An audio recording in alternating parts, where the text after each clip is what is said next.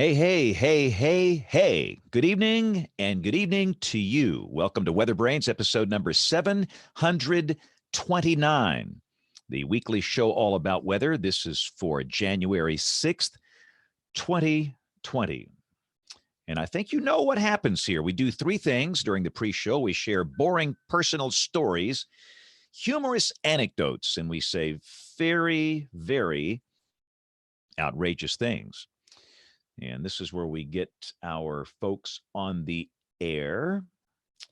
I'm going to paste a little embed code here, and we're going to invite some people, see if we can get this show shaken and bacon. Welcome to 2020. This is 2020. I think Bill Murray's out tonight, but I know that Kim is going to be on. I do believe Nate Johnson might be with us tonight for the first time in a while. Good to have him back. So let's work on inviting everybody. Hopefully you had a good new year. And Christmas and everything else. Kind of getting back to the work schedule today. I did not work Christmas week. I did work New Year's week, but there were school programs, so it was almost like a week off anyway. So I feel like I've been out for 2 weeks. I forget what it's like to work an 8-hour day. That just doesn't exist anymore. All right, but let's get everybody invited here. I think John is out tonight. Let's see. 2, 3, 4, 5. I believe that's everybody. So let's do that.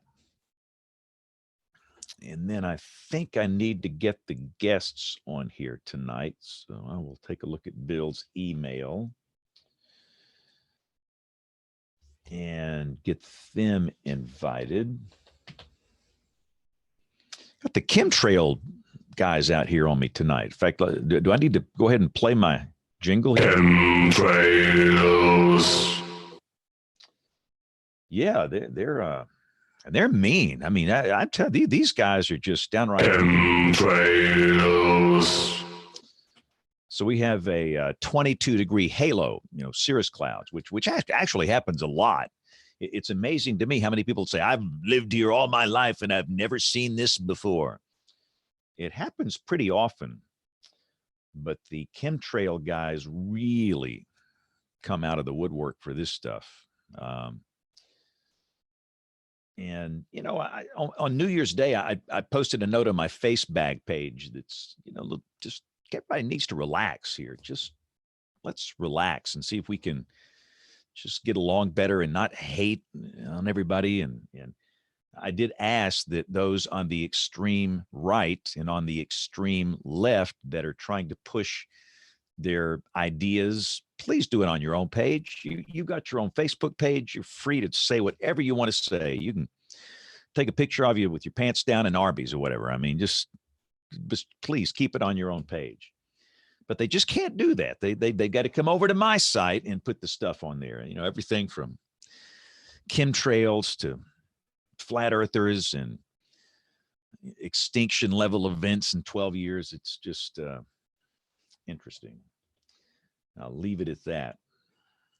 And I'm trying to keep my finger off the block button.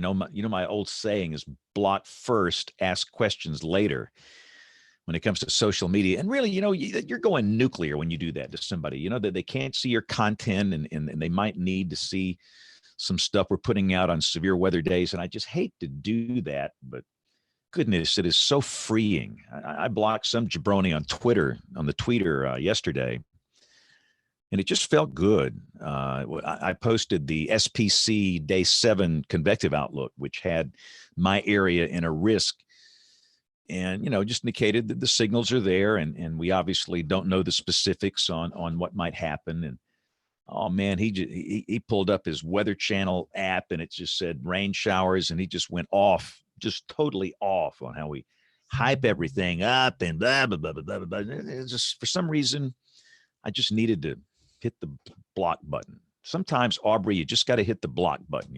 It's freeing. That's right. It's freeing. You have to.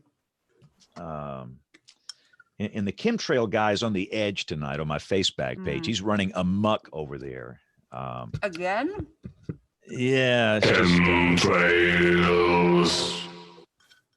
and I cannot imagine with you having a chance of snow in your forecast the trolls you're dealing with. It's Nate. Hi, everybody. Wow. Speaking of chemtrails, Can you hear me? Yeah. Chemtrails. Nate, can you hear us? I can hear you. Can you hear me? Loud and clear. Excelente.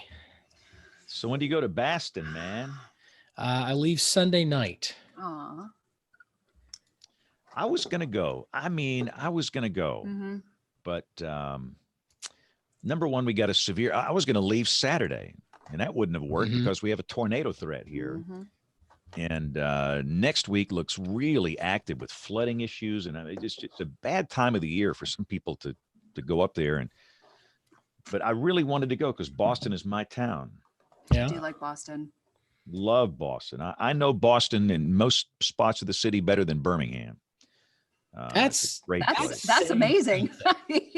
That's a bold claim, James Spann, and I feel like I'm gonna have to call you on that. You're gonna have to give me a tour sometime and show off, because I need to know. Here's the thing: I need to know where the best corner barbecue joint on the outskirts of town is, because you know all of them in Birmingham and all of Central Alabama, and you have to help me out in Massachusetts. They don't do barbecue a lot up there, but I can take you to the north. Go to the north end. And, I will show you some things up there that will blow your mind. All right, my favorite pizza place is in the north end. Regina Pizzeria. Regina. Yep. Yeah, they've got, that's the original, the one in the north end. They've got some newer locations, but that's the one you want to go to. The lines can be long, but it's worth it. Yeah. Yep. Mike's Pastry Shop. Yep, I've had some of the best stuff at Mike's. God, those rum balls were so amazing. They were show so title. good. She's taking the Lord's name in vain over pastries. That they're good. You know they're Sinful. good. They were so good. So I need to invite our guests here. So let me try this. I think Kim is going to lead the discussion this evening. In fact, my parents just got back from Connecticut and they brought me pizza and some onion bagels. And I had an onion bagel for my dinner. It was so good. An onion bagel. I don't know that I've ever done that before. Oh, it's a delicatessen. All right, so I've got Tim, and now let's get Sarah. Or as my college chemistry professor would say, Sarah.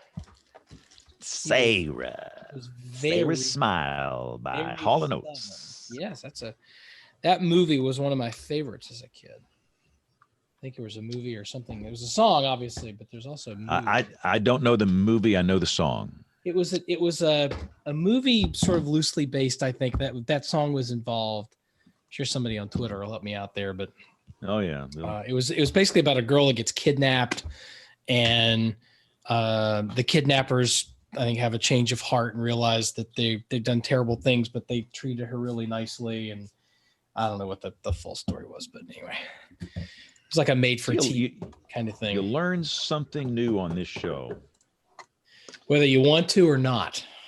Yeah. All right. Let me. And I am planning on joining you guys next week from Beantown.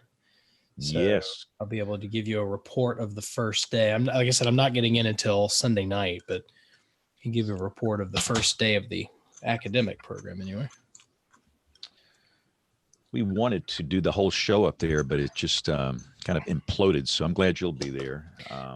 Somebody weaseled out. Wanted to take care of his viewers at home. Yeah. And John's not going.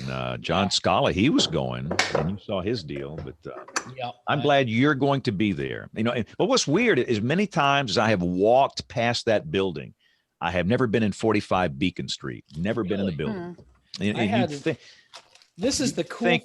I'd go in there. I have to brag a little bit. Go. Do it. We're not on yet. So I had to have a meeting in Andover. This is probably 6-7 months ago. and I flew up to Boston. I spent most of the time at our station, which is out in the western part of the area, so it's nowhere close to downtown. And I had to rent a car first time to be able to do this. So I drove up to Andover, and they had the rest of the afternoon after this meeting that was supposed to run all day and ran a little short. Had a couple of calls to take. The weather was nice. I said, what the heck, let's drive in. I called up Claudia Gorski with AMS meetings, and I said, hey, any chance you could set me up with just a walk around of the building? And she said, yeah. So she set me up with somebody. I got a full tour of 45 Beacon and 44 Beacon, which is right next door. Wow. Wow. And it's beautiful, beautiful buildings, old buildings, whatnot. And then I had a couple of calls to take. Like I said, the weather was gorgeous. So I paid for 2 hours of parking. So I just walked across to the Boston Commons and sat down on a bench and took conference calls and got paid to sit out in the sunshine and talk on the phone. So that's if this job has been anything, it's been that. It's been able to do that sort of crazy thing. All right. So Tim, can you hear us okay? I can. Hey, Tim. Awesome. Hi, Tim. Can you hear me? Tim's Hey, got the everybody. fancy Loud. background. Yeah, I like it. That's Ooh. fancy. That's awesome. Wow. My wife got tired of me sitting in the front room with my studio there. She put me in a bedroom, gave me a nice wall, and said, there's your studio. Wow. That's Get out of awesome. here. Pretty much. All right, Sarah, can you hear us okay? I can. Can you hear me? Loud and clear. Wonderful. So, Sarah, have you ever heard the song Sarah Smile by Hall & Oates? Yes, I believe so. Oh no. I'm not going to play it. If I How play it, we're going to get How kicked old off am I? YouTube. I'll play a few seconds of it. I don't, You get like 6 seconds or something. Yeah, 6 right? or 7 seconds. it used to be they said you could play 30 seconds of a song, and that's gone away. It's down to like, I think it is under 10 now. Gonna get taken down. Oh yeah. Well, they'll if take you don't down in play a it- heartbeat. If you don't play it, you have to sing it. So your choice. I got a whole thing of songs in here, but I don't have Sarah's. I've got Kevin's song in here. And I've got the Rickroll.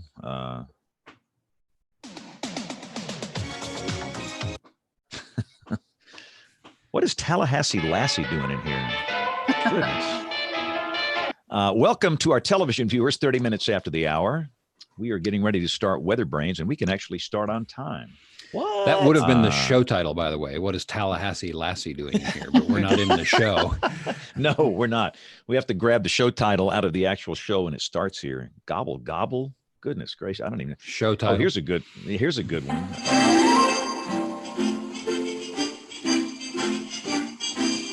I bet you I could play more than 10 seconds of that and they wouldn't mind.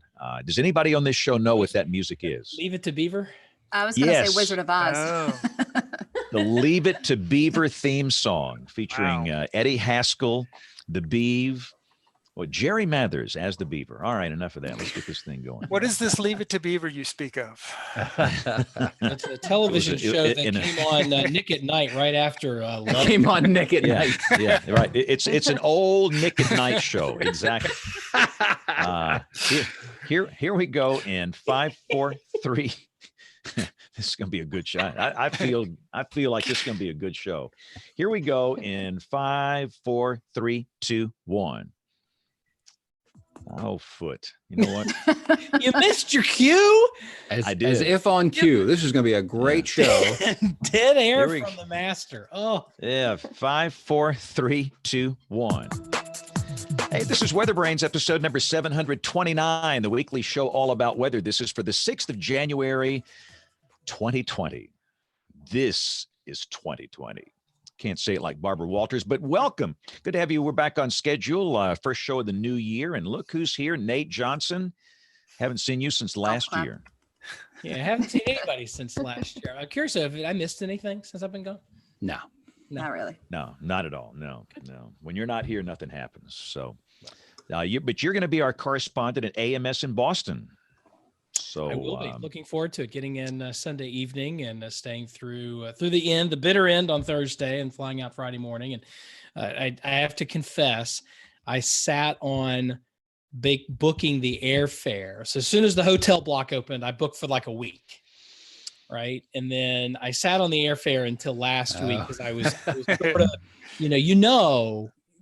bad weather follows the AMS annual meeting, or maybe not bad, but unusual.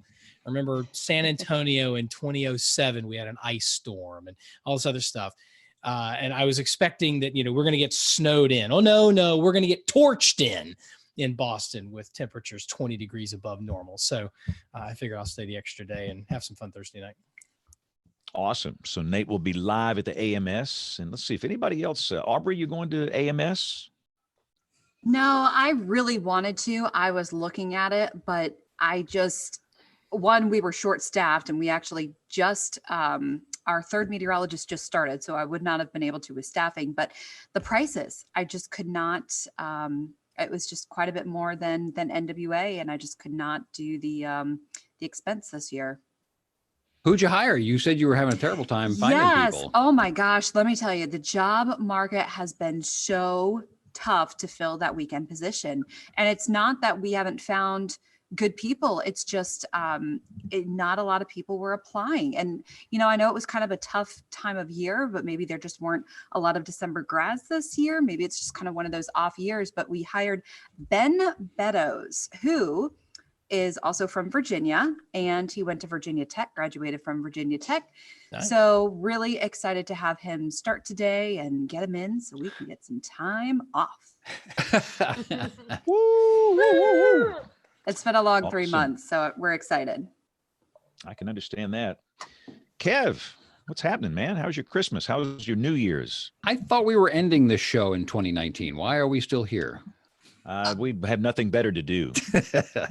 Did you get the breaking news, James, on Kevin? Oh boy, hang on here. Wait. What? We interrupt this program for a CBS Radio Net Alert Bulletin. Kevin's on Twitter. Whoa, what? That's not breaking news. I've had that account. I know you keep deleting it and reinstalling it. No, it was just the one. There was just the one time. I deleted a long time ago, and I got it back because I didn't want anybody to get my name. But I have used it for some things, mostly to communicate. Mostly to communicate, like tagging people. Like there are tech people that I correspond with. If you want to tag them on something, it turns out. So the handle is @the_hat. The hat. What's the hat? Oh, you know what the hat is. Don't even. That hat. Gosh, we haven't mentioned that in so long. Don't make James screen share a picture of it. Uh-oh. That's funny. He's going to get it. He's going to go get it. Isn't that awful that I forgot about the hat? Oh my gosh. The difficulty. Why do I look like Freddy Krueger when I wear know this? Every time you put it on, I don't know what you've done to that poor thing, and I think you've got it on backwards. That's a legendary hat. And now, I took good care of that hat. And when I gifted it to you many, many years ago, ever since then, you put it on and you look like Freddy Krueger or Mr. Haney. And I'm really disappointed. Nobody knows who Mr. Haney is but me and you, but that's funny. Yeah. That is funny. Yeah, but you pull that out during winter storms, right? Now, once a year. Do. I do. Look at the dust on that thing. Yeah, it's just like all dust. This is what I'm breathing in this room here. All right. Anyway, yes. Well, see, Aubrey is all flummoxed because I've had the thing, and I get in there, the Twitter account. And if somebody wants to get in touch with me, sometimes they'll try that way. They want to send me a message or whatever. So I go in there and I look, and occasionally I will try. But every time I go in there, the damn thing recommends Aubrey Urbanowitz as somebody that I should follow. The damn thing recommends Aubrey. Is the show title. Right? You scroll down a couple of tweets and you get 3 recommendations, and Aubrey's damn name is in there every freaking time. And so I finally thought, well, for God's sakes, can I please have some new recommendations? I'll follow Aubrey. And then what followed was a bunch of harassment from her on Kevin's on Twitter. Oh, Kevin's tweeting. What's going on? I can't figure this out. Has the earth shifted off of its axis? All of the stuff because I followed her. So, but hopefully now that will die down. Now, in all seriousness, this is coincidental, but the hammer is coming down on social media use at the television station. So I will be back in that capacity coming up anyway. You have an edict from we'll officially know that in a couple of days, but I think everybody that works for Nexstar knows now. You just told them. Well, no, this is specific to this station. Oh, okay. This is specific. Yeah, they did some market research, and we're going to get the results of that coming up here in a couple of days. So that's going to be pretty interesting. But yeah, I would have leaked back on anyway. Freaking leaked, been forced. It's all the same, right? But yes, the show title has to be something about. We've already got it. Yeah. Okay. Now I need a shirt. Yeah. Right. Yes, that's right. That'll be the next WeatherBrains shirt. Coming to a fundraiser near you. Right. Kim, I don't know how you follow this. I'm sorry, but you got to bring in our guest. I'm so sorry. After that conversation, you just go straight for it. All right. There's no recovering after this, is there? No. There's no graceful transition, so I'm just going to just transition and welcome our two wonderful guests who are going to talk about educating children. Yay. It's going to be wonderful. It's such a comfortable segue. Perfect night for this. This is where the producer comes to the Weather Center ahead of the show and says, "Okay, there's a heavy story in front of you. So I'm moving an anchor to the Weather Center. We're just going to do a hard cut, and we're going to just repitch the show from there." Boom, bingo. Serious face. So, yes, with that graceful transition made, welcome to the show, guys. Thank you so much for joining us, Tim and Sarah. Welcome. Thank you for having us. Thank you for having us. Longtime listener, first-time caller. Thank you for not hanging up on us after that last segment. As they're suddenly questioning the wisdom of their choices. But it's great to have you, longtime listener. Tim, you may not be surprised then at the hijinks so far.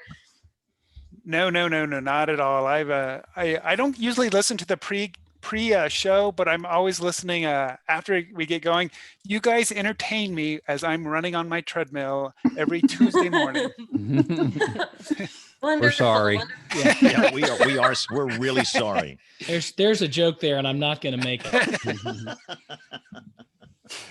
Family show. Family show. So gracefully continuing on. Tim, tell us a little bit about the work that you do and the initiative we'll be discussing more deeply tonight. And you're doing some really excellent work with the Weather Service to bring education to children. Tell us a little bit about the initiative. You betcha. I'm part of I kind of lead up the national, what I call the National School Outreach Team. About 6 years ago, we started to play around with video chat with some of the local schools.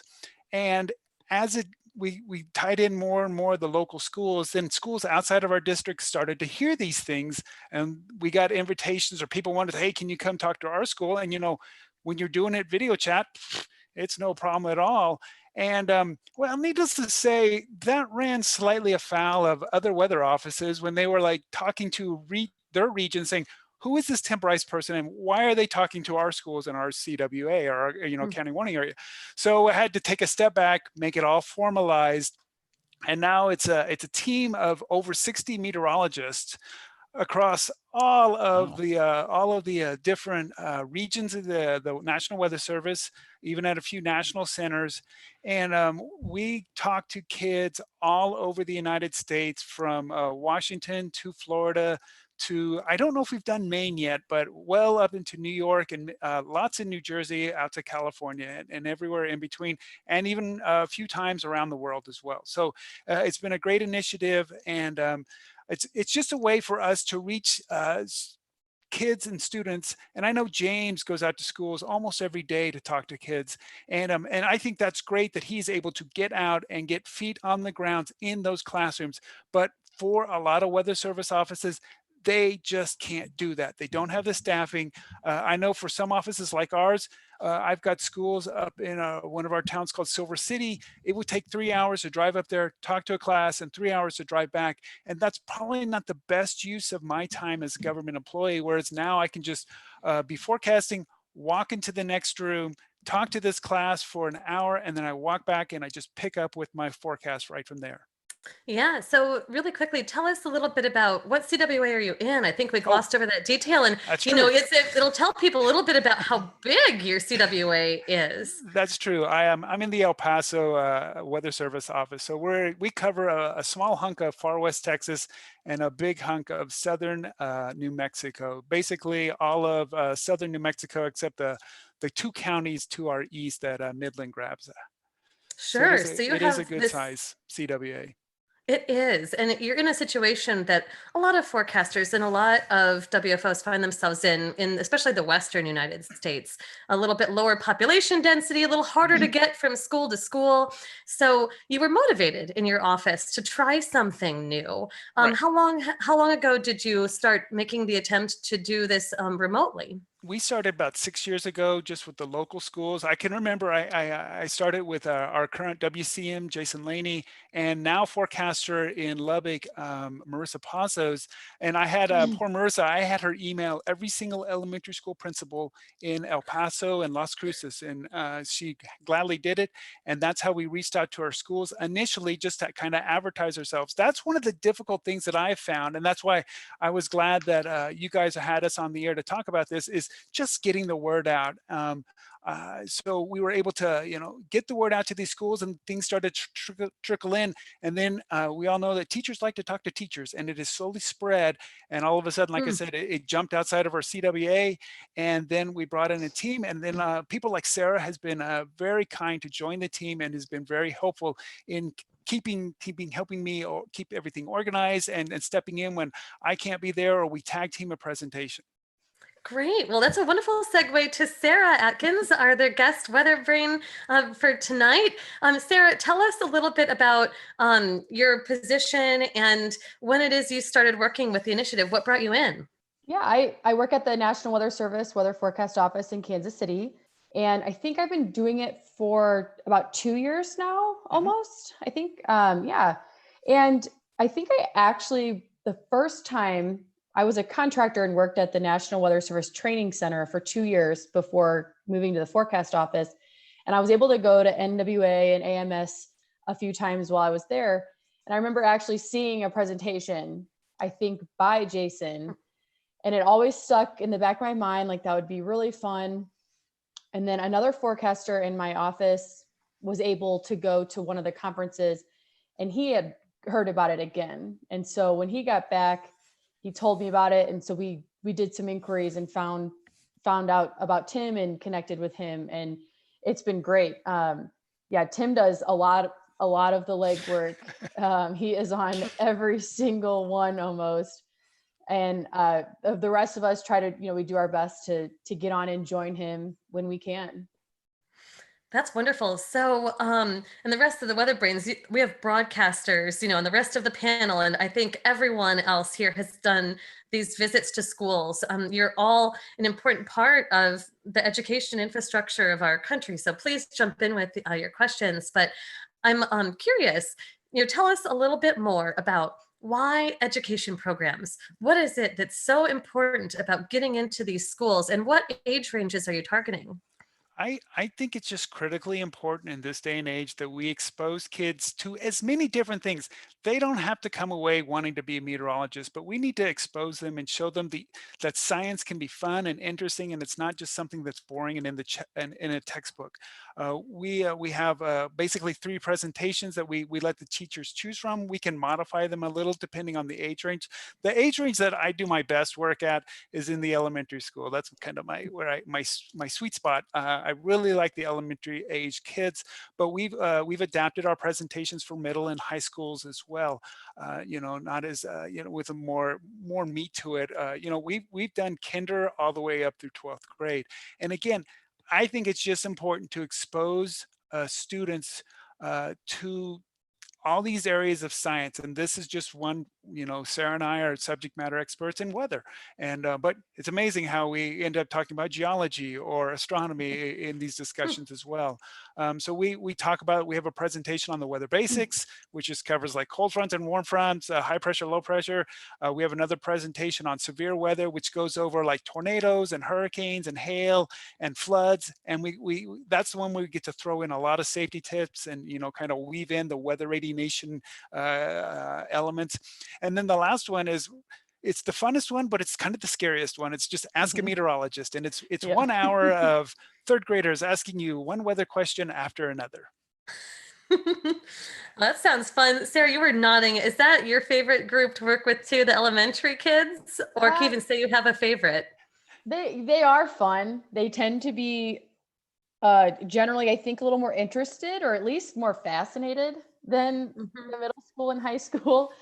But yeah, the Ask a Meteorologist is definitely scary, but it is fun, and we learn a lot too. And they've always got some fun anecdotes that they like to share as well. We're always usually. Go ahead. I would be a third grade science teacher if I didn't do this. My target age, it's third grade. They understand me. We connect at a deep level. They think I'm funny. They soak it up. You get up to middle school and high school, they just go brain dead. They're looking at their phones. You don't know if they're listening or not listening. I love them, but I can't teach them. I'm just not that good. So you give me third graders all day, and I'm not that good at kindergarten. You go in there and you got to do, hello, friends. I don't do that. That's not me. Third graders, they understand my humor. So, but I appreciate what you guys are doing, because I've been doing this for 41 years. I'm in a school every day. Tomorrow, I'm driving 150 miles to a school on the Alabama-Tennessee state line, north of Florence and Muscle Shoals, to see the whole school. I'll come back. People say, why do you do that? I don't get paid a dime. None of us get paid for this. But there were some people that got me interested in weather, in science, when I was in school. I was an introvert. I was not in a challenging home situation, but there were some marvelous people that took the time to do that. And if they did that for me, the least I can do is do it for somebody else. And I tell those kids, there are some of you girls in this room, they're going to work in science one day. There's some of you boys that are going to work in science one day. And the great thing about it, you can take this vast knowledge we've accumulated and use it to help other people. And I there are days I just don't want to leave, because they're really good at that. So in terms of soaking it up, asking questions, responding, engaging, and they're good. So I appreciate both of you for doing what you're doing. I think this is fantastic, Tim and Sarah. So thank you all. And I know you get out, you like to see the country. That helps you actually get to know the geography of your DMA there. So, for you, that's a great benefit. And I love to get out. I've been going out to schools locally for 25 years, but we found that reaching out to some of the outlying schools was just easier to do through this video chat thing. And now, like I said, good heavens, we're talking to schools all over the country. And every once in a while, we talk to schools in England, Canada, Mexico, and Argentina, I believe. So I know we actually, there's a couple members of our team that are Spanish speakers, so they talk to the Mexican schools. For the England school, it was great because I've got a UK Met Office forecaster came on with us, and we talked to 2 schools in the United States and 2 schools in England at the same time, and it was really tricky with the time zones, but we all worked it out. I've got friends now up in the Environment Canada. When I have a school presentation that comes in from Environment or from Canada, I will loop them in as well, because I've learned, being in El Paso for 25 years, maybe my tropical skills aren't as good as they might be. So when I have to talk to a school in Florida or along the Gulf Coast, it's always good to bring in the local forecast knowledge. So I always let the local weather office know that I'm talking in their CWA and give them an opportunity to send a forecaster, join the call, because like I said, me and lake effect snows aren't the best of friends. So it's always good to get that local knowledge to help answer any questions that come up. Absolutely. Do you ever, you've talked about how schools can reach out and request these interactions, these briefings, these lessons. Do you ever get these requests from the forecast offices? I haven't gotten Sarah, I don't know if you have, but I've never gotten a request. What happens is that the forecast office will get a school request, and then they are aware, the warning coordination meteorologist, WCM at the office, is aware of the program, and they will forward it on to the team. Some weather forecast offices, they are very self-sufficient. They want to do their own in their own CWA, and they'll take it. So when I know that basically all the Wisconsin forecast offices are able to do this and are willing to do it. And so whenever I get a request in from Wisconsin, I just look up which office they're in, where this little town in Wisconsin in, who covers that town, and I just forward that information onto their WCM, and then they take it there. Other offices are short-staffed. They don't have the time. Some of them still don't have the technology, and I'm surprised. That's one of the goals of my project, or this project, is to help offices kind of lift the level of being able to do video chat. We've used video chat to talk with our emergency manager, so it just gives us experience, this on-camera experience, and learning to. I want to give as many forecasters the chance to talk on camera.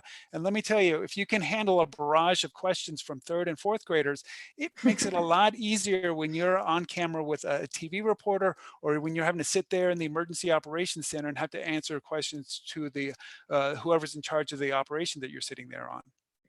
Tim, can you give us a more specific rundown of your shows? You said, well, we talk severe weather sometimes and hurricanes sometimes, but I get questions, a lot of times from especially younger people entering the business. Well, I got to go to a school. What should I do? I would love to know what's more specifically, and it doesn't have to be exhaustive, but what give us a rundound. So, and are they available online at the end of that? I can make them available. Let me see how clever. Let's see if I can share my screen here. Let's see. Hey, go away. All right. So do you see the chalkboard there? Weather basics. All right. Yeah. So weather basics. And we start where all the weather starts. My Jason Laney, my WCM, put all these graphics together, but we start with the sun. We talk about how it heats up the earth. We talk about uneven heat of the earth. And then we go on down. We hit on the seasons a little, the earth's tilt. I'd love to talk about, and it's really sad to see what's going on in Australia right now, because one of the things that I stress, that when it is winter here in the Northern Hemisphere, and you guys are have snow on the ground, and you're thinking about the present Santa Claus is bringing, the kids down in Australia are thinking about what beach to go to, and what they're going to do during their summer vacation, because I'm trying to explain to them the difference of the seasons, and now it's just so sad to see what is going on down in Australia. We go on, we talk about the seasons, we talk about differential heating. And of course, depending on the group that we're talking to, I get into a lot of detail, or I just say land heats up faster than water, and we leave it at that. We jump into pressure, high and low pressure. I try to ask a lot of questions because that engages the kids and the teachers like it. Then we go in depth into high and low pressure. I tell the kids, high pressure brings us happy weather, low pressure brings us lousy weather. Then we get into cold fronts and warm fronts. We go over those. We talk about the different weather associated with those. And then depending on where the school is, I have maps, just pretend weather for across all the United States. So this was probably for the school that when I was doing a talk in Illinois. But I have them for the Northeast, Southeast, Midwest, Northwest, Southwest, and something like one other place. But it just shows how the cold front goes across and goes back, shows the weather associated. Again, giving the kids an idea of what is the weather, how does that work? How does the cold front, when you see a cold front on the map, what can you expect with it? More questions. We get into the water cycle. Water cycles, and then depending on where the school is, if it's a coastal, if it's an inland school, we'll talk about tornadoes, tornado alley. We might even throw in some safety tips. If it's not, then if it's a coastal school, we'll switch gears and talk about hurricanes and where they are around the world and what fuels a hurricane and things like that. And then I think we wrap up with weather versus climate. So that's our weather basics presentation kind of thing right there. That's great. Thank you for sharing that. We should tell the audio listeners too that Tim he rifled through them, but you can pause and whatnot. Well, but you can pause and go to the YouTube version of the show, which is on the website. But yeah, those are great slides. I really appreciate you sharing those. So, and then we've put together another one, the severe weather one, and let's see it. I mean, that was great. If you've got it, I'd love to see it. Go for it, man. It's not as sexy as this one because neither is this show. So yeah, we threw this one together on the fly. But what I've tried to do with this one is since each school is in a of course in a state, I try to customize it for the state that they're in. So let's pick New Jersey. So we'll start out just talking about, it starts out, again, what I do like to talk about in all the presentations, I do give them a little short talk on what it is to be a meteorologist with the National Weather Service, do introductions. If Sarah's on there, she'll talk about her job there in Kansas City, my job. And we just talk about, the Weather Service wants to protect lives and property, help people make wise weather decisions. And then we'll jump into the presentation on severe weather. And that just talks about a slide on where thunderstorms are in the United States. I like to talk about the ingredients that make a thunderstorm. So we talk about baking a cake. And if you leave out an ingredient, you're not going to get a cake. And same thing happens to the weather. If you leave out an ingredient, you might get a cloud, but you're not going to get a thunderstorm. Then I like to show a video, a time lapse of clouds forming into a thunderstorm eventually. Then we jump right into lightning. So this was a New Jersey storm. So a lot of the pictures will be New Jersey related. So this is a boardwalk in New Jersey. I show them the super duper slow-mo of lightning. We go over some lightning statistics. And this is something that is a challenge with, it depends on the age of kids, because, I don't think a lot of kindergartners really even understand the concept that people can be killed by lightning. So I have to, know your age range, know your kids. And one of the things that I tell them is that, you don't have to be scared of the weather, but you have to respect the weather. I tell the kids, you don't run out into the middle of the street because the cars could hurt you. You respect the cars, you stay on the sidewalk. If you respect the weather and you follow some of the safety tips that we go over, you'll be safe from the weather. And then we go over, like we say the little sayings that we have in the Weather Service with thunder roars goes indoors, lightning safety tips, tornadoes. I love to ask the kids, if they're in XYZ state, I go, do you have tornadoes in your state? And unless they're in Oklahoma or, Alabama, they usually say, no, we don't get tornadoes. And I'm like, and then I always have pictures to show them, yes, you do. It may not be, and then I go, you don't have a lot of them, but you do get them once in a while because every state has had tornadoes. Show a nice video of a tornado.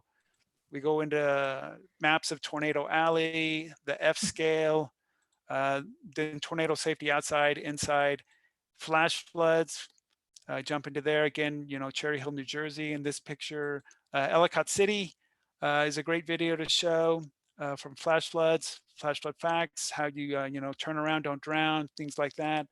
Then we go over the safety for that. And then I have optional slides depending on how much time we have left and depending on the location of the school and what the teacher wants. We'll hit on hurricanes. So I show a nice video of Katrina forming. Some of these slides will look very familiar because I've stolen them from the presentation. We go over some of I need to update this maybe to show some Hurricane Dorian damage down in the Bahamas, but this was our, Hurricane Michael damage. I can talk about blizzards. I kind of sometimes shy away from this one for kids in Southern California, but it just depends on where they are. I talk about define a blizzard safety. Then I can jump into hail if we need to. Let's see, show video of hail here, which is on this dark screen, how hail forms, hail safety. I like to show the largest hailstone that ever fell in the United States. And then just to kind of wrap things up, and by now it's been about 45 minutes. And depending on the kids, they're either sitting there attentively or they're getting kind of antsy. And I just kind of wrap up with some other things like we talk real briefly about haboobs and ice storms, fire weather, extreme weather, and heat, extreme heat, and extreme cold.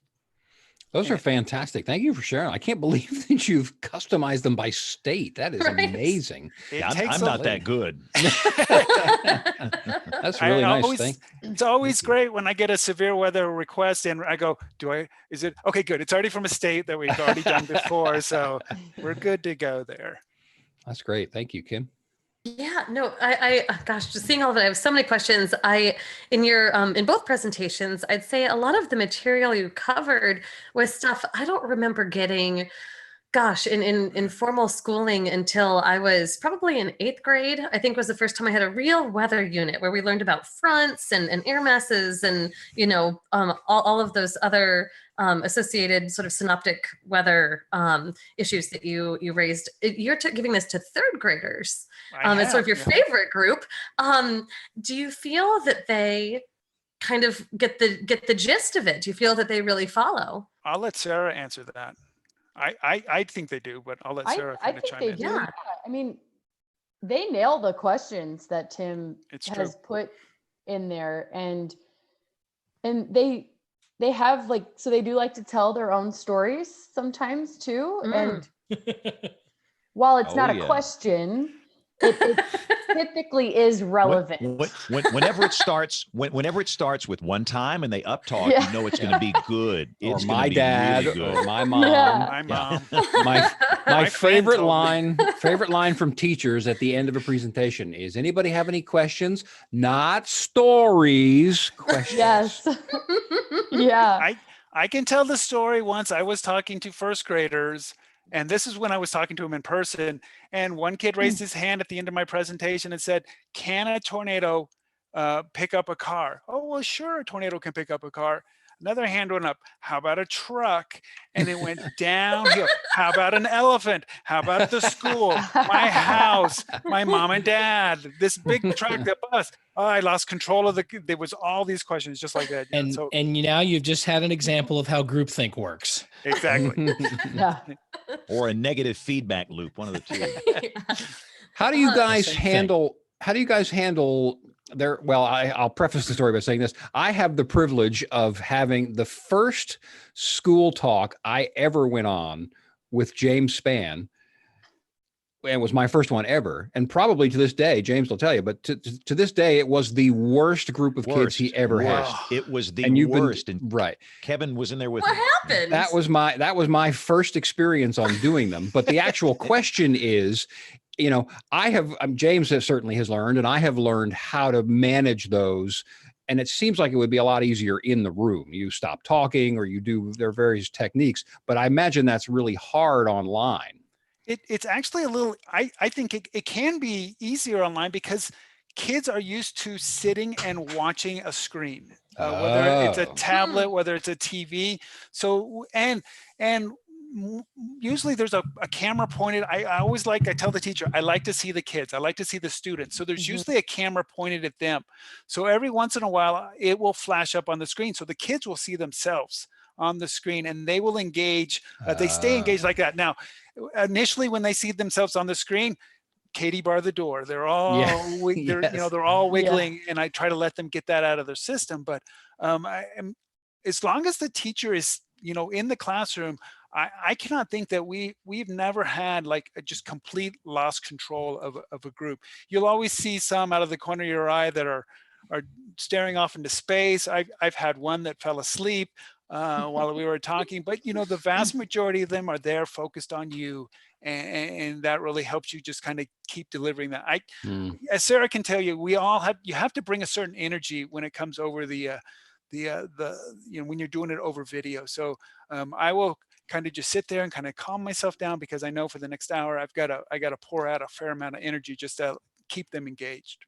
James, was that the worst group to this day? Yes, no doubt. Now back then, I didn't know how to handle it. I do now. I've got this. I mean, I've got it now. But back then, this was in 1993 or something. Yeah. I was not really that good at it. Not that I'm the best now, but boy, I'm a whole lot better than I used to be. Well, and it was different tools then, because we used to walk in with a slide projector, right? Slide projector. Oh, goodness. I got to the point, and it's been years, but in Richmond, I was still doing that for a while. And I would go in and kids would look at you and go, "What is that?"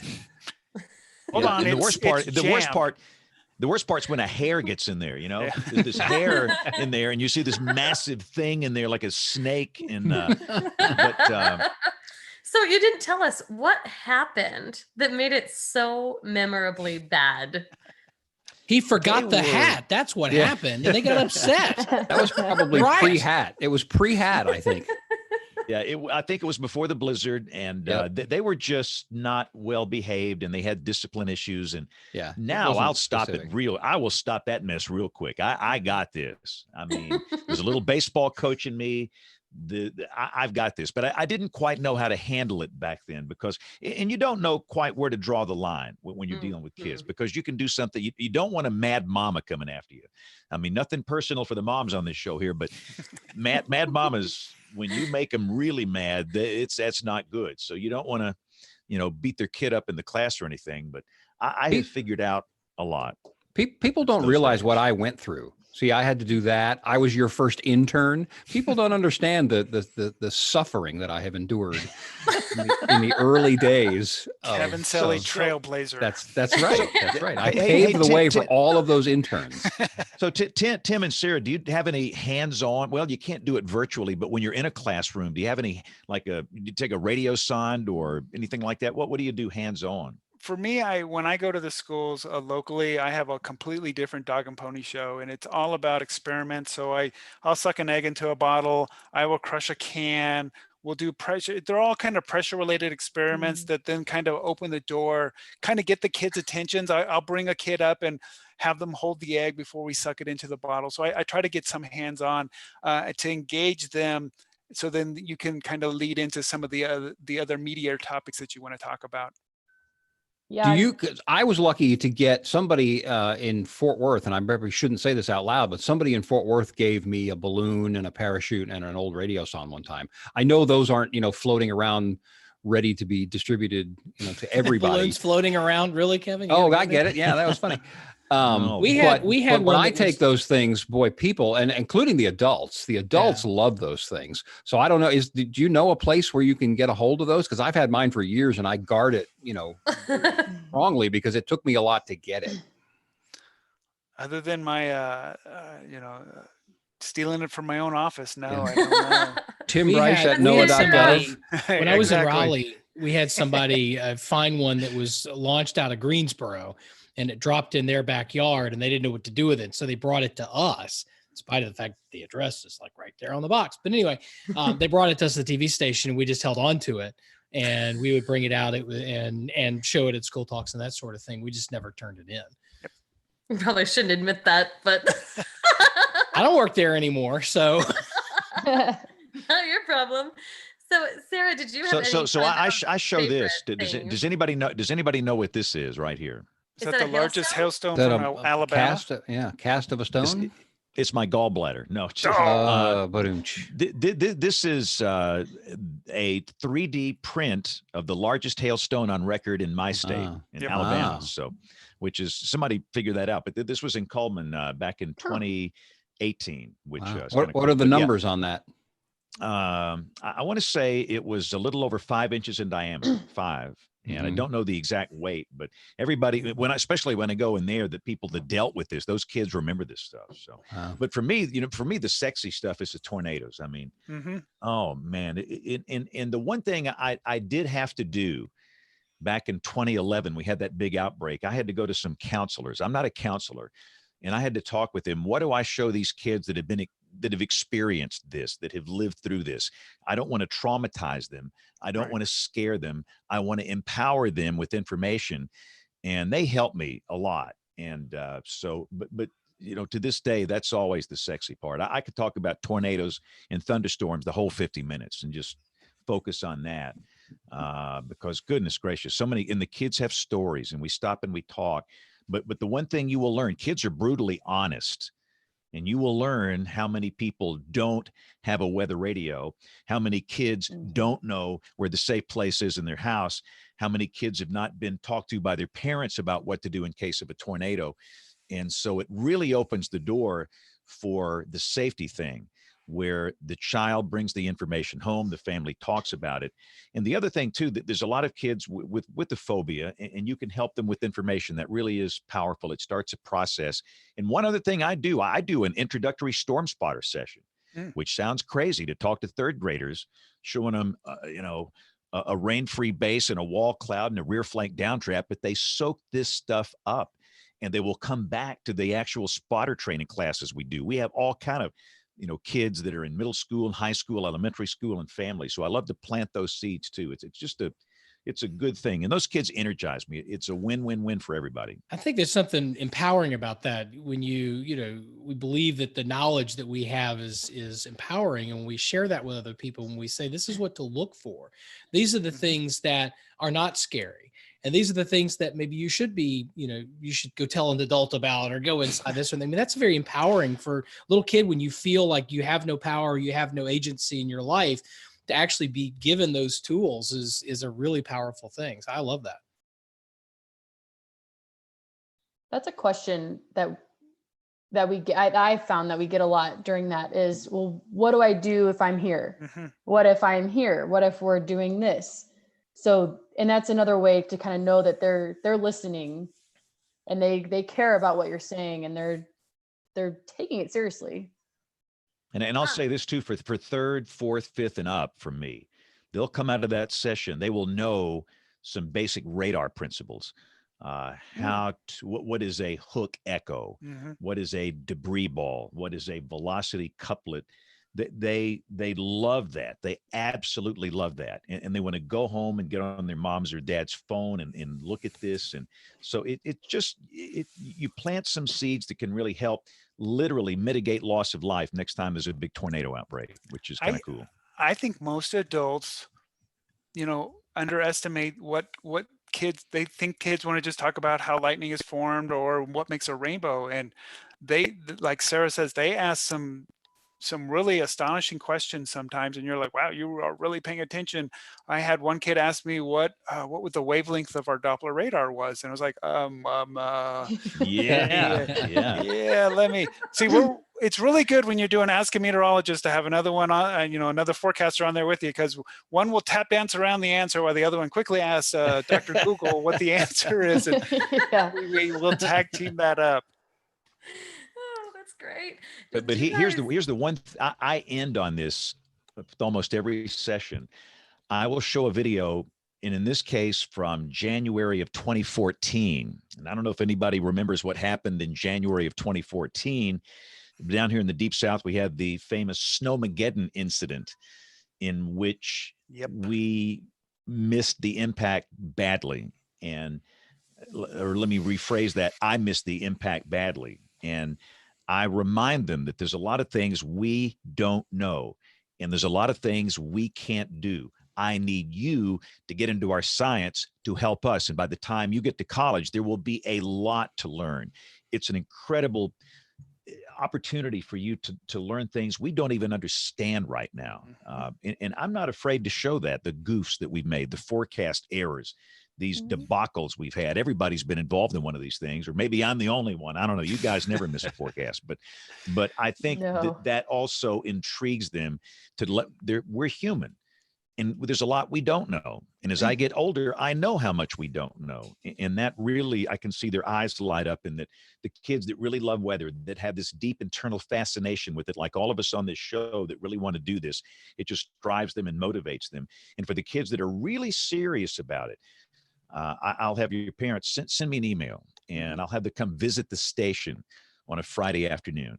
And I don't know if you guys do that within the Weather Service, where you have families to come in and visit, but they come in and they sit in, and I show them around, and they'll come back when they're in middle school, they'll come back when they're in high school, and before you know it, they're majoring in meteorology and they're interning with us. And before you know it, they're doing weather somewhere for the Weather Service or in broadcast. And to me, that's one of the cool things, is to see them grow up and really get involved. One of the things that I have found is that sometimes, God bless our elementary, middle school, and high school teachers, they have to be a jack of all trades. They have to know a little bit about, especially in the elementary, they have to know a little bit about biology, a little bit about astronomy, a little bit about chemistry, to teach the different classes. And I have found over and over again that for whatever reason, that meteorology is a little intimidating for them. So we've actually done sessions where no kids are involved. We try to teach teachers, and it's teaching teachers how to teach the weather kind of thing. And it's a very similar to that Weather Basics presentation, but it gives them the basics. Because I've had teachers tell me it is very frustrating for them when a student comes up to them and asks them a weather question, and the students look up to their teachers. They expect them to know everything, and they just don't know the answer, and it's frustrating for them. So I provide all of the presentations to the teachers so that they can review them with their students, use them as teaching tools going forward, and just help them, be better rounded professionally as well. That's really helpful, especially in light of, there are really huge challenges that are emerging for educators around the country.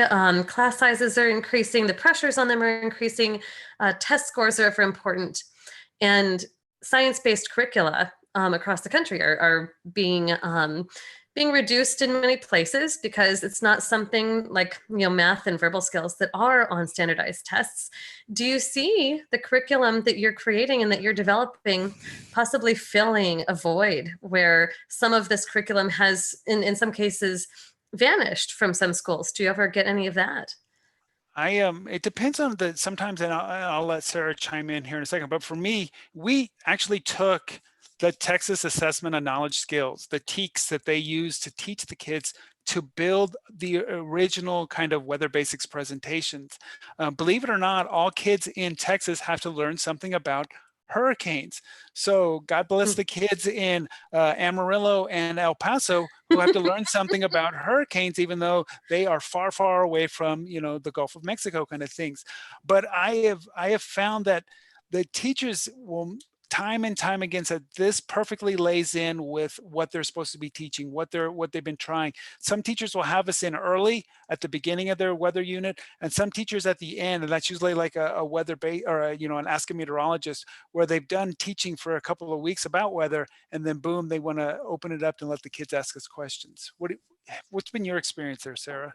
Yeah, I think it's definitely, that's actually something that I've been wanting to do too. And I just found the curriculum for Missouri.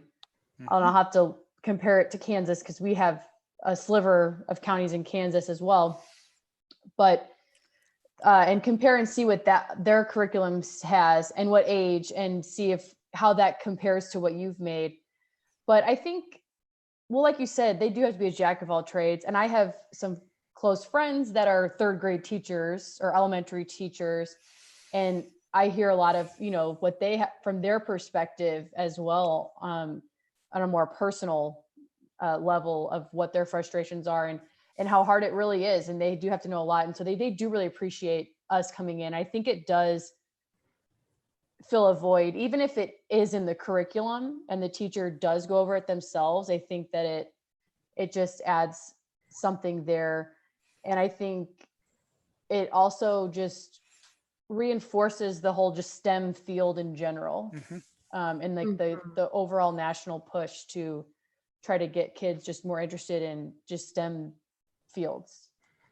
Yeah, I think that it's really fascinating that you guys are trying to take these steps to learn a little bit about the state-based curriculum for some of these places. You talked a little bit, Tim, about how you're tailoring some of your materials to the meteorology experience to different places. Well, this could also then be tailoring it a little bit to some of the sort of sociopolitical systems and educational systems in the places that you're actually working. Do you feel when you go, to go virtually, I guess, to schools in different places, have that experience? Do you feel that difference in the weather cultures and even the kinds of questions that you're getting from students? Feel how weather operates differently in their lives? Do you get that sense? You're both sort of nodding. Sarah, tell me a little bit, and then Tim, about what that's like. So what comes to mind, so I grew up in Missouri. I'm from St. Louis, and we always have to do tornado drills in school. And we talk to a lot of schools in New Jersey, it seems like. I don't know why. Yeah. But they don't do that. And so that was something that's just one thing, I guess, that just has always stuck out to me that, I just never even thought oh yeah, some people probably don't do that, I guess. Yeah. It was like having a fire drill or an earthquake drill. I mean, it was one of those things. And so it's a little different in that way, just remembering, reminding myself of, they don't I mean, New Jersey gets one tornado on average, maybe two sometimes, but Mhm. on a, average year. But yeah, and then just trying to think of, okay, yeah, in New Jersey, for example, they deal with nor'easters. Mhm. I don't have experience with that. Right. Yeah. So, I and mean, like, to some degree, it's like talking to a black box. You don't know what these things are like for them. right. Yeah. And that's what Tim alluded to earlier, is it's really nice having someone from that forecast office, or at least one maybe in the general area, that they deal with that on a day-to-day basis. But I've always found that like interesting when we're going across the country, or even out of the country. One of the things that when we're talking about weather safety, when we're talking about tornadoes, one of the things you're supposed to say is, hey, get into your basement. But I know yes. I know that 0% of the kids in El Paso have a basement. We don't do basements in El Paso. I was talking with a bunch of kids on the coast, and I asked the question, who has basements? And no one raised their hand. The teacher says, we're on the coast. We can't dig down into the ground. I'm like, I hadn't even processed that if they dig down into the ground, all this water comes in. So there's certain places that just don't have basements. So we do have to adjust the message based on where the students are to a degree, and understand. And, I'm always saying, get to the bottom floor of your house and do this in your house. I have to remember, a lot of kids do not live in a house. They live in an apartment building. So, I've over time, I've had to filter that in as well, and just to bring in, make sure I'm more inclusive and more thinking of, if you don't live in a house, you live in an apartment, you want to get off the top floors, find that central area, something like that. And then we even talk about mobile homes, which we won't get into a lot here tonight, but we all know, I just tell the kids, if you're living in a mobile home, tell mom or dad, if you're under a tornado warning, get out as soon as you can, kind of thing. It's just not safe. That's really excellent. I'm so glad you raised that, because that is one of the things I've been thinking with this. What advice you give is going to be so place dependent. The mobile and manufactured housing issue, I mean, it's a big issue. Half of the people who live in those units don't know that the right answer is that they should be out of it. They think that they've heard this general message to get into the most interior room, and they think it applies. And so it's really an enormous opportunity when speaking with children, and it's been shown that children will guide their parents. They'll take what they're taught, and they will be insistent, and that's an incredibly powerful and important voice in the family decision-making process, and an incredible thing to do. And yeah, the basements, you'll only find them in the north. You just won't find them in the south. They're not structurally necessary. When the frost freeze line is very shallow, you just don't have to have one. And so they're a luxury. You just won't find them. My parents moved down here from Indiana, and they just did not understand. Tornado Alley, no basements. Why? This is the definition of insanity. And I had to tell them, well, in northern Indiana, we had one because it's super cold. Sorry. So yeah, that's a fascinating thing. And I'm so glad that you raised it. And I'm so glad you're thinking about that in your programming. Both of you having those local voices and local perspectives can be really, really important. With that, I know we just have a couple of minutes here. Nate, I haven't heard from you. I've heard personal anecdotes on school visits from everybody else. Did you do school visits when you were at a local affiliate? What was that experience like for you? Very similar. We'd have a couple of different presentations. Mine wasn't so much PowerPoint as it was a box. I actually still have it back there in the closet. And I had, I'd taken a bunch of pictures off of some old Weather Channel calendars and, cut them out and laminated them so I could pass those around. And I had a couple of old instruments. I had a family at a church in Texas that I went to many years ago, gave me an old aneroid barometer and that had come out of one of those things that was at a big ornate thing, and that ornate thing broke, and said, well, here, take the instrument. So, and the instrument still works. You could do that. And more just sort of hands-on show and tell type stuff. But to Tim's point, you mentioned, and Sarah, you guys both mentioned that you used the TEKS, the standards for what the students have to do. When I was in Texas, when they went from the TACs to the TEKS, at the time we had our weekend guy Andrew LaFavors was a teacher in a former life, and he's a retread sort of second career broadcast weather guy. And he said, well, if we're going to reach out to the teachers, let's tell them what we can tell them. And so he went through the TEKS and found all the different standards and then put that in the letter that we sent to every school in the viewing area when we invited them to ask us to come out to their schools. And we said, here's all the stuff that you're going to get. Here's all the things that we can talk about in your school talk. And that was very successful. Got a lot of people interested. It really motivated the teachers to, maybe one that's maybe on the fence about it, to have us come in. But that's been, I haven't done many recently. I've said I'm not on air anymore. And so I don't have that sort of gravitas when I walk in that James does when he walks into a school and everybody knows who he is and the suspenders and the polygons and everything else. I don't have that anymore. Not that I ever did, but for me, it was, it's just interactive, it's hands-on, keep it moving. The other thing for some of the older students and really like 5th grade and up, I would just take out a laptop, have them set up a laptop, get on the internet, and I'd actually walk through a forecast process with them. And I'd start with observation data. Here's where it is. We talk about how we know what we know, how we take observations and how it used to be done and how the computers all do it now, basically. And then, we walk through, plotting those on a map, and here's a station plot, and here's what the state looks like. And then, walk through a forecast process, looking at satellite data, radar data, more observational data, model data, and putting it all together. And we come up together with a forecast for the next day. And then we do what you're not supposed to do, and we'd verify a forecast with a forecast. But that's okay. Let's go and let's see what my friends back at the TV station did. And sure enough, their forecast matches ours. And so your job tonight is to, let's say everybody write it down, and then your job tonight is to watch and see how all this pans out and see what weather turns out to be tomorrow and see how we did. And usually it's pretty high success rate, forecasting for one day, but it gets them a little taste of something, a little taste of success. And that seemed to be pretty successful. And the one thing I like to do is to show current information just like that.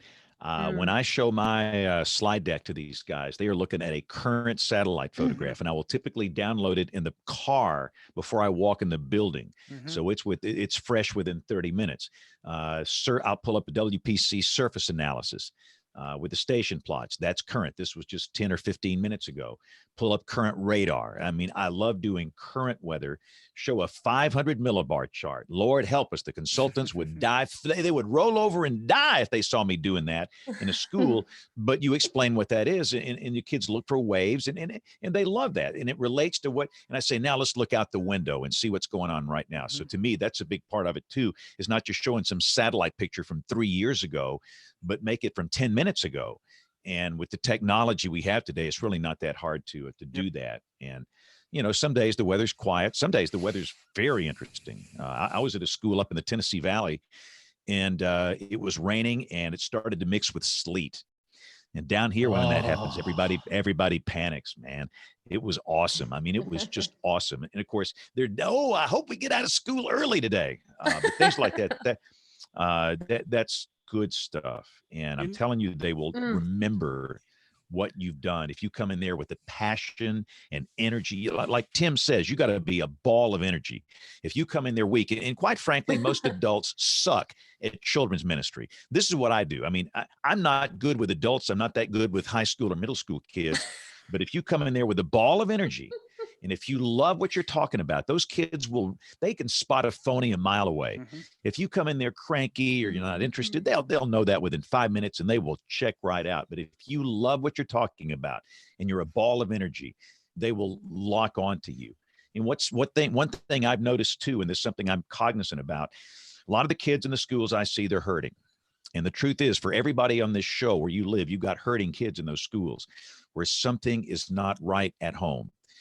Maybe it's just a low-income situation. Maybe it's a relational issue between a mom and a dad. Maybe it's an older sibling that is addicted to heroin or something. And I've got a lot of that. And, it's interesting. I'll literally walk out of school days, some days with a third grader hanging onto my leg like a Mississippi leg hound. I'm trying to walk to my car. And the reason they're doing that, here was a man willing to spend 45 minutes with them that really was interested, and he taught me something, and he doesn't want me to leave. And that means a lot to me because, again, I come from a troubled situation somewhat when I was a kid, and that's another good thing about this. You can encourage kids that are really struggling and let them know, even if you're struggling now, you can do the same thing I've done. I've been down that path. It worked for me, and it can work for you. Yeah, it's not uncommon for the kids to ask, many times prompted by their teacher, but they ask, what does it take to be a meteorologist? It depends on the grade, but I'll joke with the kids, and, if they're in third grade, I said, well, you'll be going to college in a couple of years. And then I just encourage them to, being a scientist involves a lot of course, science and math. So you do need to be able to do that. But I tell them, if I can do it, you can do it. I encourage them to take those science and math classes in high school so that you're ready when you get to college. And I encourage them to take, in this day and age, they need to take those computer classes as well, because even if they don't want to be meteorologists, there's no job this day that doesn't mess with computers in some way. So I stress computers as well, so that when they get to college, I got to college, I was going to be a TV reporter, and I had Algebra 2 under my belt, and I thought I was all there was to be.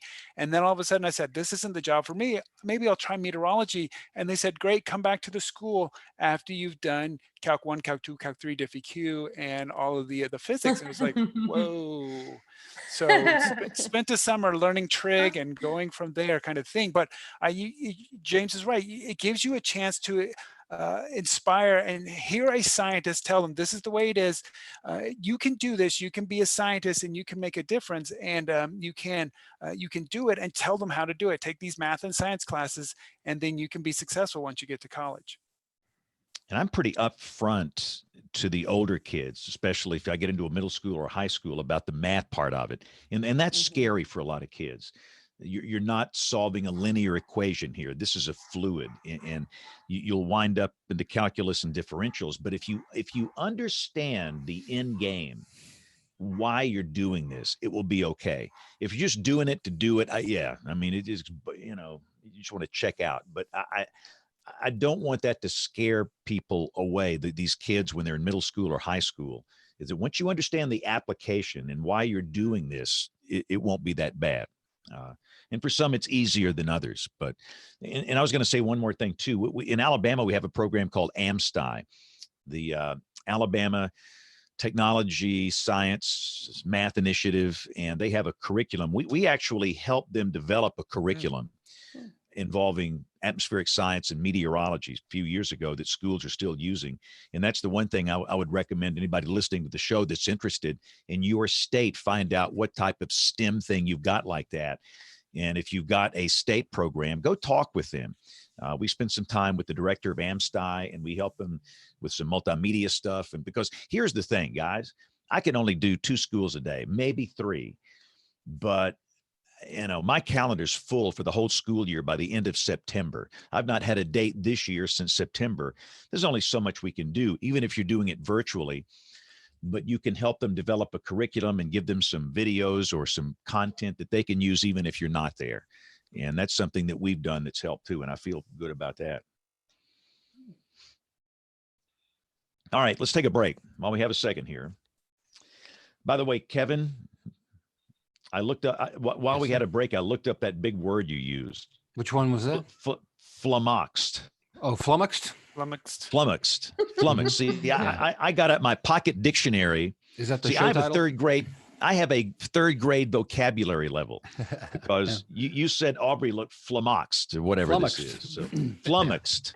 What does it mean? So, bewildered or perplexed. Yes. Yeah. So I just want you to know that I checked up on that word, and so now I know what you're talking about. You usually permanently look that way on this show. I thought you would have known that. So. I'm only kidding.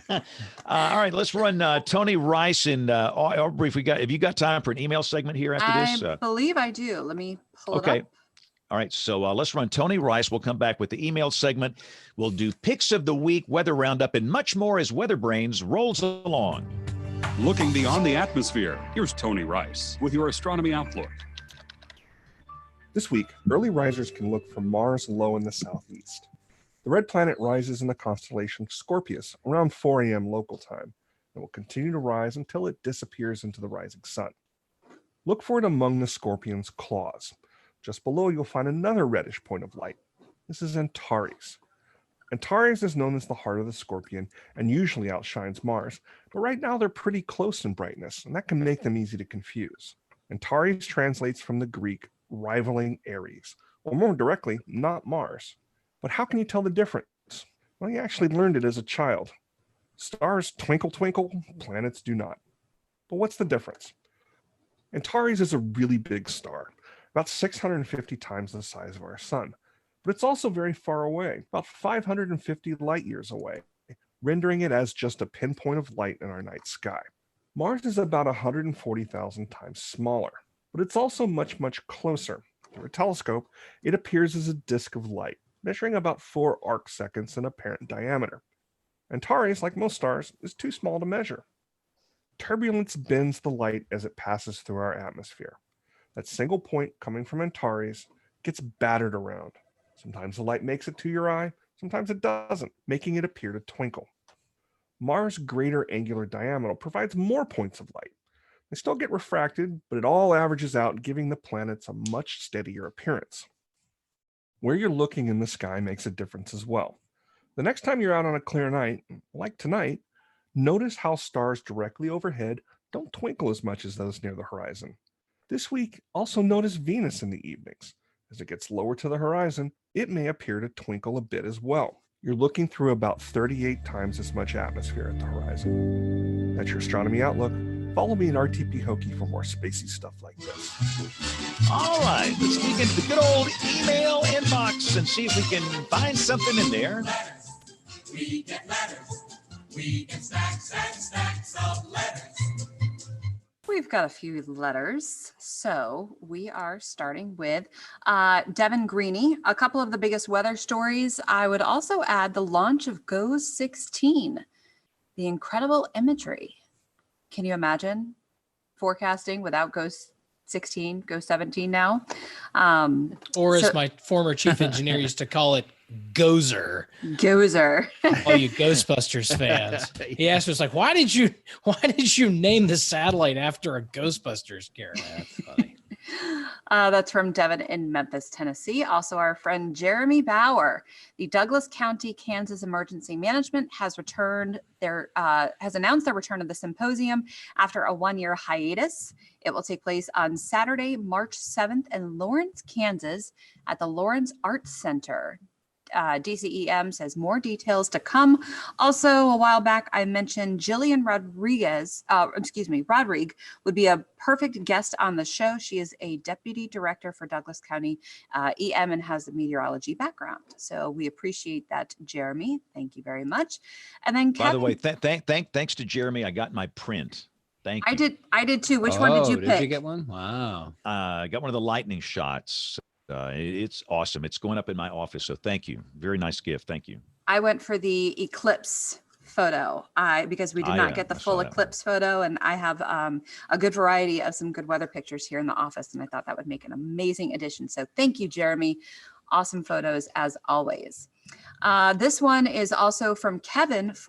Kevin, our own Kevin Silly, forwarded us a stat on lightning fatalities in the last 80 years. So in 1940 and the 1940s, there were between 350 to 400 lightning deaths a year. Now we are down to maybe 24. So now you just blew my pick of the week, though. Oh, that's okay. That's okay. You're the one that forwarded it. It did not say. Oh, it does. Oh, it did say POW. Oh my gosh. Well, I understand. See, I'm fired. It was a tweet, and since I am one of the recognized, leaders in the social media space, I understand how you misinterpreted that. I missed it. Gosh, not paying attention. So, all right, that's all I have. Email at weatherbrains.com. Send us some cool stuff. And I will try to make up to Kevin I for know. naming his pick of the week. The irony of this is fantastic. Of all the static that you give me about this, including the beginning of this show, and then you go and blow my pick of the week because I sent you a tweet that says Kev's pick of the week. Wow, you are not soon going to live. I want my $8 back for your dancing thing.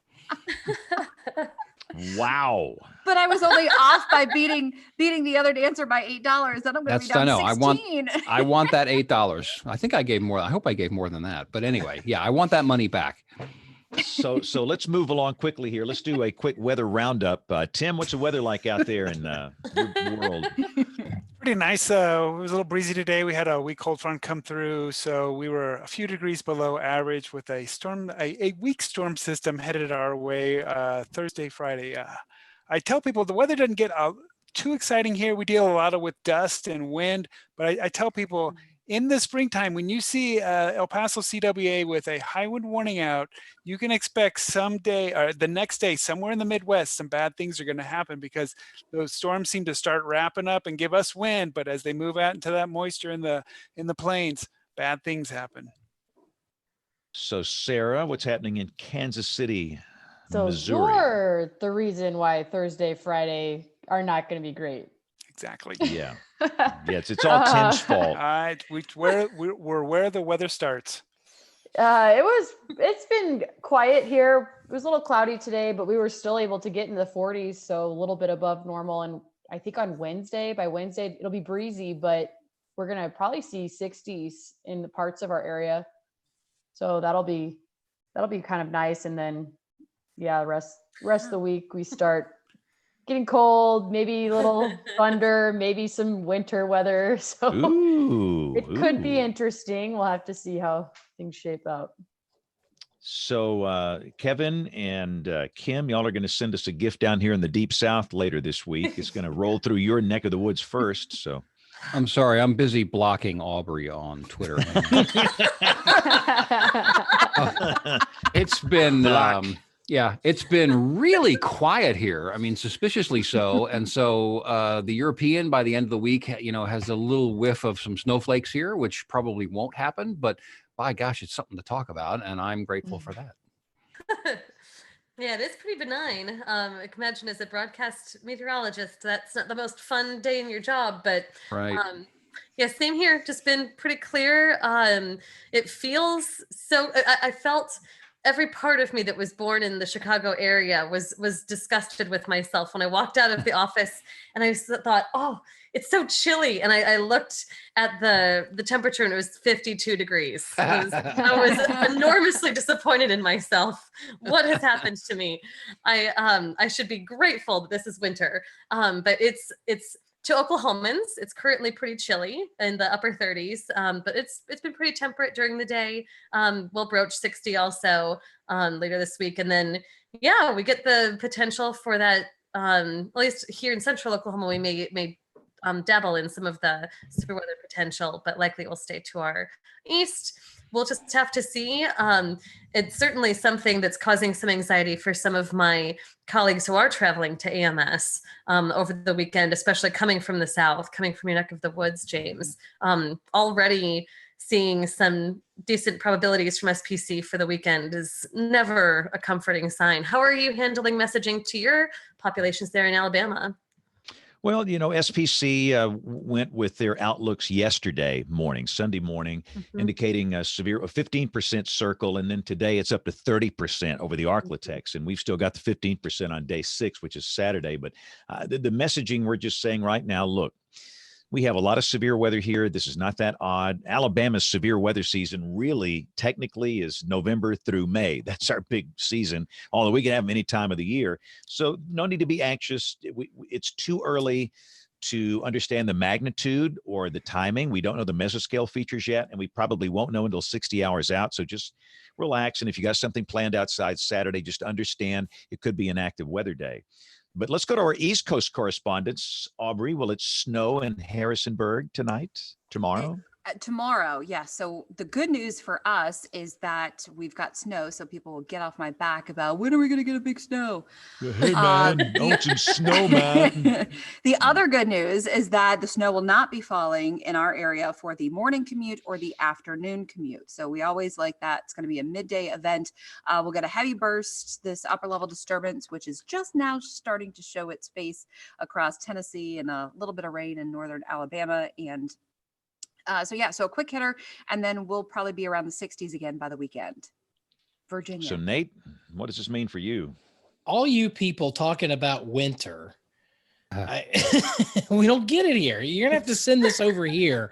The overall pattern is set up for us. We're going to be in the 50s to 60s around here for the next week.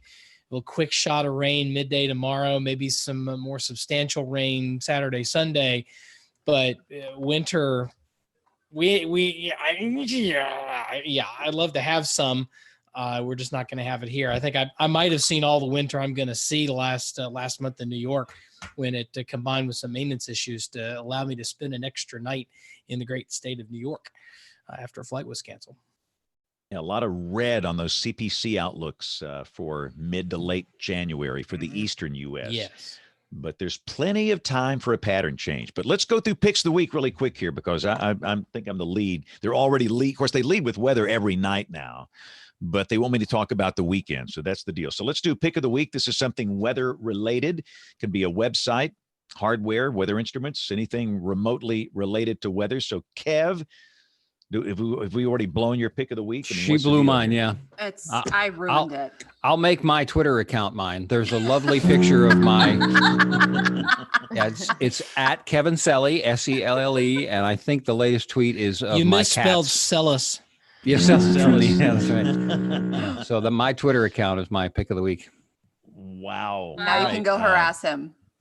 All right. So Aubrey, what's your pick? Let's just bounce it back to you. So mine is something I saw in the female meteorologist. Wait. Why did I get the foghorn?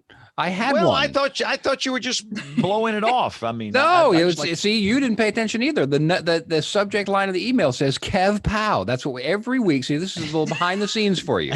Every week, and usually about 7 seconds before they're due, everybody in the panel sends an email to everybody else that says James Pow, Aubrey Pow, whatever it is. And literally days and days and days ago, I sent out Kev Pow. It was a nice tweet about lightning statistics, and I get nothing but static from Aubrey and all of you guys. Now a foghorn on top of everything. And a foghorn. This is not a good sign for 2020 in WeatherBrains.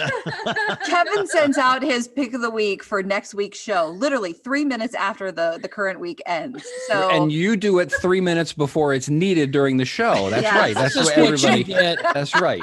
This is what you get for turning in your work early. Deadline-oriented business. I thought I was appreciated on this show. Apparently not. What gave you that idea? I'm wrong. Clearly wrong. Do you want to finish talking about your pick, Kevin? No, I'm sorry. It just dawned on me that he gave me the foghorn, and I was like, wait a minute. I'm not in foghorn violation here. I didn't deserve that. So, Kevin, what made you pick? That's a great pick, show title. Kevin, what made you pick your pick of the week? I thought it was interesting. Yeah, that's simply. It. I mean, I saw it go. Like I said, I had been using Twitter. I mean, I get in there and I'll look, back a couple of things. I like to see what's going on, and people will communicate with me via that if that's the way they choose to want to get in touch with me. So I have been there because I did delete the account, but I got it back because I didn't want anybody to take my name. Which we should have hijacked his name. I know that would have been really bad. And that would have let me control that account. That would have been a hoot. Yeah. Wow. Let me just give out my password then and see if anyone wants to take over. All right, Nate, what's your pick of the week? My pick of the week is a write-up of the temperatures in one of the larger cities in the great country of Germany, aka Deutschland, and I'm sharing it for the excellent visual of a year's worth of high and low temperature data. Very easy to see where they were running above normal, below normal. And unfortunately, as has come really all too frequently these days, you see far more record highs than record lows. That was great visualization on that. That was That's, awesome. it's gorgeous. I want somebody to, I don't know that have the time or the talent to sit down and do that, but that'd be a really cool project to be able to, pick any ICO in the country or any OB site in the country and do that and have that scripted, be able to generate that on the fly. Cause it's just a gorgeous visualization. Awesome. All right, Kim, what's your pick of the week? My pick of the week pertains a little bit more to the social science side of our discipline.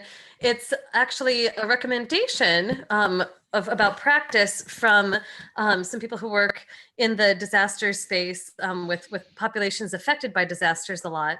And they're recommending that we sort of consider the effects that we can have on populations when we swoop in to study after an event takes place, and just consider that at minimum, we should work to have a sort of light touch on a community. It's getting to the point where there are enough people like me that sometimes if there's an event like the Lee County event, there can be 8, 9, 10 waves of researchers going through and trying to talk to the same public officials, the same people affected. And that actually gets to be a pretty significant burden on those populations. And we should consider if that's a right thing to do. Are there things we can do to coordinate among ourselves more effectively? Also, can we be a little bit more inclusive of those populations when we actually have findings? So come back to the communities and not just be extractive. So often we go in, we learn something, and then we talk about it at our conferences, shared among ourselves, but it doesn't come back to the people who were actually there, the communities themselves. And so I think it's a really, really well-written piece. It's in Nature, and really recommend, especially for anyone in this, in the listening audience who does any work after disasters, even people in the forecast offices who are doing work with populations. Gives you a lot of great things to consider. Awesome. And I totally agree. That's fantastic. Okay, Sarah, we've stalled long enough. What you got for us? Pick a pick. I hope this goes in with it. I think I pick, our office actually shared, and I can share my screen here, but I thought this was pretty cool. It has to do with Australia and the International Space Station. They actually shared this on Twitter. Oh yeah. And a little view, if you will, of the wildfires there on the Tasman Sea. So I think this is my photographs or the high-res satellite pictures of fires are just staggering and mesmerizing and amazing. Jaw-dropping, some of these images. That's just fantastic. And we'll put a link to all this on the website, weatherbrains.com. Okay, Tim, what you got for us? Pick away. You betcha. One of the things that I mentioned at the beginning was that it's sometimes hard to advertise this to teachers. So we have a webpage. And it's weather.gov/EPZ. That's Echo Papa Zulu /education. Nice. And I'll show you that link. And that just lets the teacher know what we do and how to get a hold of the team through me, just kind of the information that we need to know and what it looks like and what we can do for them. Like you guys mentioned, kind of lays out what we can present to them and how long each of the different presentations take. That's awesome. Really, if I could super. add to that. Go ahead. Sorry, real quick. I've also been posting on social media, like a little advertisement at the beginning of the semesters too, and that's gained a little traction from teachers in the area that at least follow us on like Facebook and Twitter. I know how much Kevin is a fan of social media, but I am stunned and surprised that I'm finding more and more schools and individual classrooms with their teachers that have their own Twitter accounts. Oh yeah, Instagram. And that has just come up in the last year or so. Yeah, awesome. Okay, well, I've got to go, and we got to wrap this thing up. Tim and Sarah, thank you for your time, and thanks for what you're doing with the school. Awesome work, really awesome. Really important work, and thank you for taking the time to do that. But here's the deal. We are typically on the air every Monday night at 8:30 Central, 9:30 Eastern, and you can watch us on the YouTube, and if you listen, we know most of you listen, we'd love to hear from you. Our email address here is email@weatherbrains.com. Our social media accounts, the show notes, all on weatherbrains.com as well. So on behalf of the entire WeatherBrains crew, I'm James Spann. Thank you for listening. Have a great week, and God bless. Thank you all. I got to run. I appreciate it. Tim, bye, guys. Sarah, thank you all so much for your time. Great stuff. Kevin, you have a great night. Thanks for having us. Bye, Kevin. I'm mad